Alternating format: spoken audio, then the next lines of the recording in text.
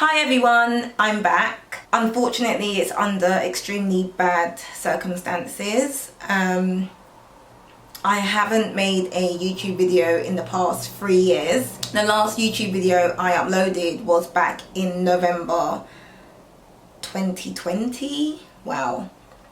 It's been a long time. This is well overdue. I just want to share my story with you guys so I can help anyone else who is currently going through something similar.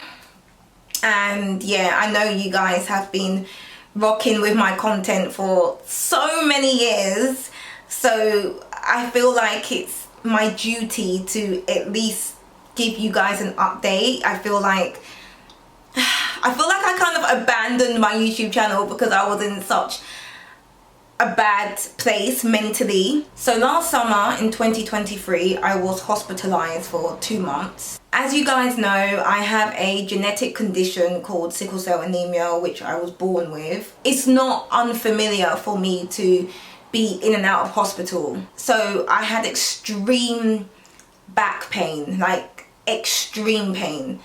It actually started here in my bedroom, on this bed. The ambulance came in. No one knew what was wrong with me. We just thought it was a normal sickle cell crisis. I was literally screaming. Oh my god, I was screaming in agony. I knew it wasn't sickle pain. Like this was like, it was different. It was just different. And the doctors concluded that I actually had a fat embolism. So if you don't know what a fat embolism is, it's when your bone marrow seeps into your bloodstream.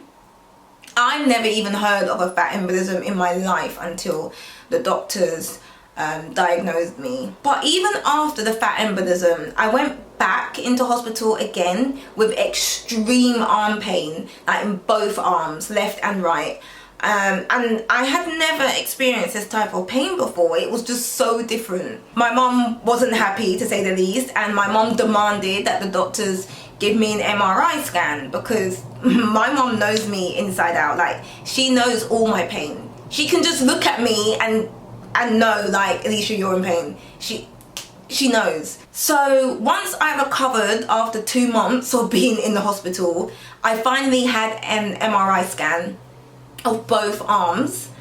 And yeah, that was it basically, because at that point I was pain-free. I was living my best life, and I was just, you know, living normal day-to-day life at home. So let's fast forward now to October 2023. Once again, I got sick. I went into hospital. I was admitted for a sickle cell crisis.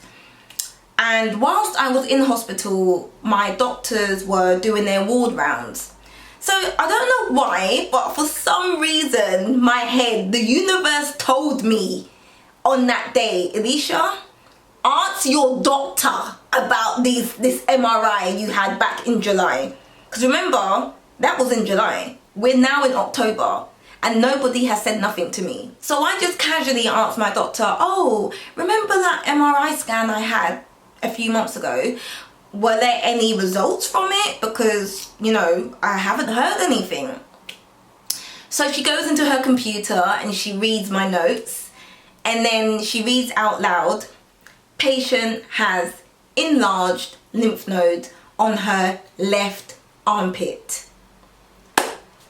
So I'm thinking, hold on, you lot have known that I've had a massive lump in my armpit for a good few months, and you lot never thought to tell me. You could have called me on my phone, you could have emailed me, you could have even sent me a message on Instagram or TikTok, I don't care. You could have found some way to communicate with me to tell me this very important information. This is the type of information you share with your patients. Anyway, my doctor begins to brush it off, and she's like, oh, well, don't worry about that. Like, you've been very sick this year, and it's normal that your lymph nodes get bigger when you're sick. That happens to everyone. So when she reads this out loud, she says, Alicia, let me examine you. So she starts examining my arm. She can't feel nothing. So she was like, oh, nothing to worry about. I can't feel anything, so I don't think there's anything to worry about, so just forget it, basically. So I thought, okay. Anyway, that same night, my mum came to the hospital to visit me, and she was helping me get undressed for bed. And as I lifted up my arms for my mum to remove my, remove my clothes or my nightgown, that's when I felt the lump for the first time in hospital. And I said to my mum, like, feel my arm, like, feel this area. Can you feel what I'm feeling? And she said, yes, I can feel it. There's definitely a lump in your armpit. So the next day, my doctor does her ward round again. And I said to her, doctor, my mum and I did feel a lump in my arm, so I would like you to re-examine me because there is definitely something there. So once again, I lifted up my arms, my doctor examined me, and this time she goes, oh yeah, I do feel something after all. Oh really? Really? Oh my God. So yeah, she finally says that she feels something. So she says, you know what, I still don't think it's anything to worry about, but just in case, I'm going to refer you to breast services. So I thought, oh okay, well at least she's doing something, at least she's referring me, so that's good. So anyway, I go home, I get discharged from hospital, I go home, live my best life once again, and I get a letter, you know, telling me when my appointment is. I go to my appointment 2 weeks later, and I assumed that this appointment was just going to be a 5-minute consultation with the breast doctor. I thought she was just going to fill me up, examine me, and then I can go home and watch Netflix. The first thing she did is she examined both of my breasts and both of my armpits, and she says, Alicia, the good news is that there is absolutely nothing wrong with your breasts. Your breasts are all clear. So, you know, good news. And I was relieved about that because I don't want nothing wrong with my titties. But she did say, however, there is definitely something in your armpit that I can feel. So I'm going to get you to have an ultrasound scan right now. So I go to the ultrasound department, the radiographer scans my armpit, and she says, yes, there is definitely something there. I'm going to have to do a biopsy on you. So considering I've, you know, been in and out of hospital all my life, I don't know what a biopsy is. I've never had a biopsy in my life, so I didn't really know what to expect. Anyway, she puts local anesthetic in my armpit, and then she basically, there's this long metal device that she pokes into my armpit, and she uses it to extract tissue from the lump. So it was very invasive. Like, I was not expecting that. I wasn't expecting to have open chest surgery on that day. It was quite a shock to the system. And then afterwards, I was told that now I need a mammogram, because even though the doctors examined me and said that my breasts were fine, they can't confirm that unless they do a mammogram. Oh my God. Why did none of you tell me how painful it is to have a mammogram? I was traumatized. I was literally traumatized. The mammogram was worse than the biopsy. It was awful. I did that. The results came back straight away, and the mammogram was completely clear. Everything was good. So after that, the doctor told me that the results from the biopsy would take roughly 2 weeks, and I would have to come in face to face to receive the results. So I thought, oh, okay, that's cool. So once again, went back home, lived my best life, and then I received a letter in the post saying my appointment had been scheduled for like 2 weeks on a Monday. So I thought, okay, that's cool. I'll just, you know, wait patiently and receive my results on Monday morning. So throughout that same week, I'm just there in the living room watching Netflix, And all of a sudden, and this was in the evening, right? This is at night. All of a sudden, I get a text message on my phone from the NHS saying, we have had to reschedule your appointment for tomorrow. Now, if you know the NHS, you know that the NHS does not do that. They do not reschedule your appointment for an earlier time. They often reschedule it for a later time because they're so, underfunded and short-staffed. But they never reschedule your appointment for an earlier time. At that point, I just knew. I just knew when I received that text message. So I called my mum, she was upstairs, and she walked downstairs. I remember the key point here is that it's night time. It's around, 6, 7 o'clock in the evening. My mum comes downstairs and then she notices there's a letter. So we opened the letter. So it was a written letter confirming that my appointment had been rescheduled for tomorrow morning. But the key information about this, there was no stamp on the letter. No stamp. So how did it get to my house? They hired a courier to deliver the letter to my house. And that was the point I knew, okay, this is a life or death situation, because the NHS don't just flaunt money on couriers like that. The NHS don't do that. So yeah, at that point, me and my mum were like, okay, you're fucked. So the next day, we went to the appointment, and the doctor just looked at me and said, look, I cannot confirm what is exactly wrong with you, but what I do know is that you have something severely wrong with your bloodstream. Your bloodstream is not working properly.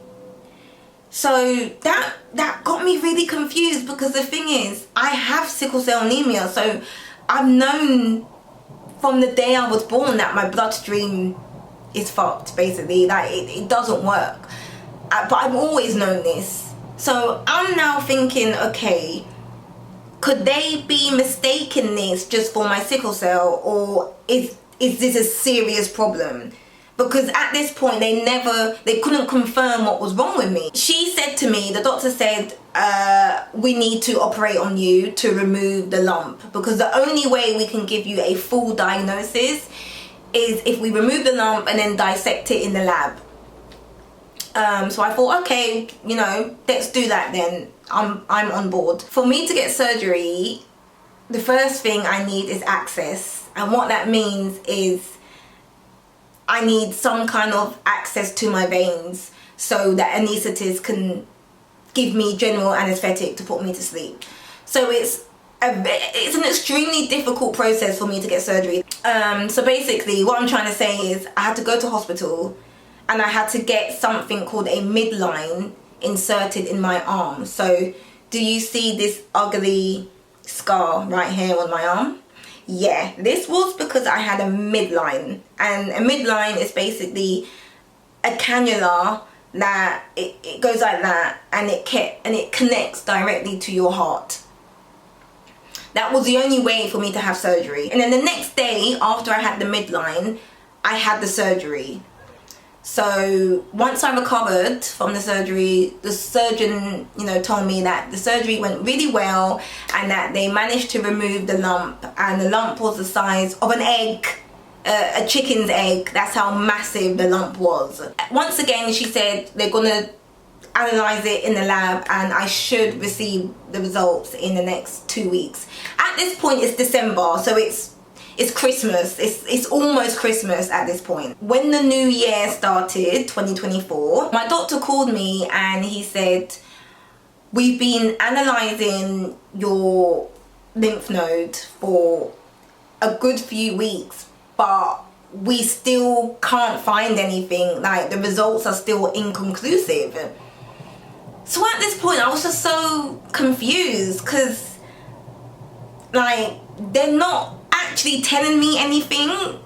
Like, the doctors are confused, the surgeons are confused, the hematologists are confused, the oncologists are confused.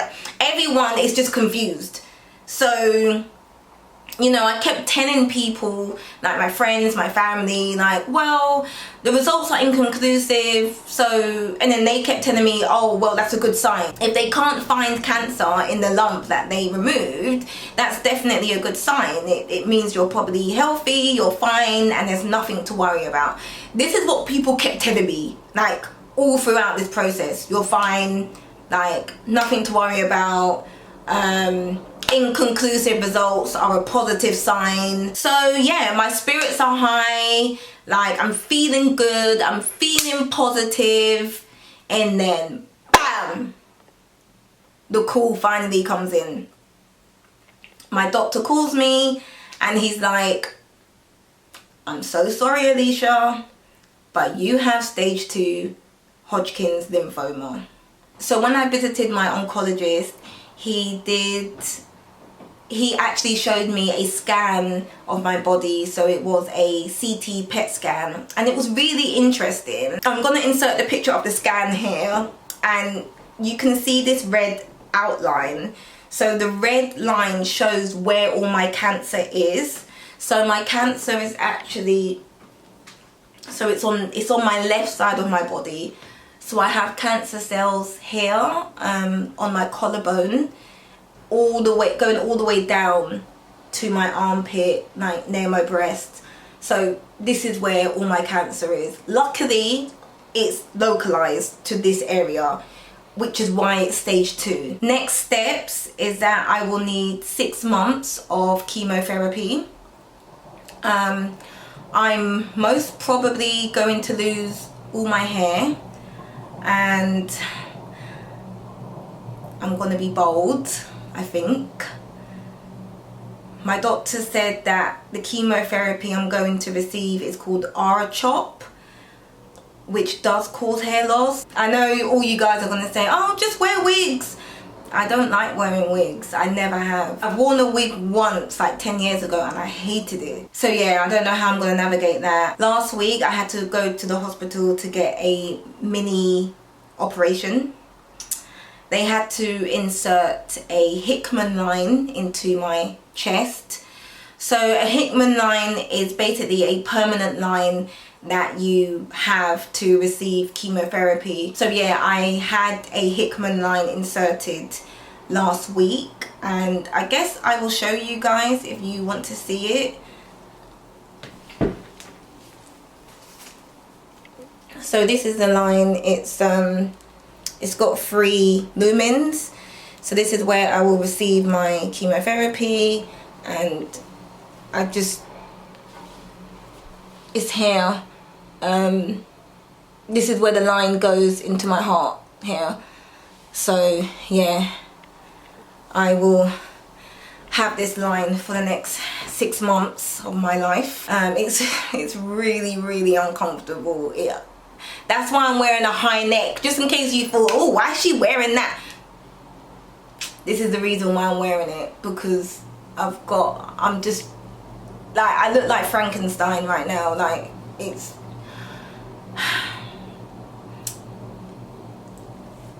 this ain't a bad bitch lifestyle. Honestly, having cancer is not a bad bitch lifestyle. Let's get on to my YouTube channel. What is the future of my YouTube channel? I don't have a clear answer to what I'm going to do with my YouTube channel.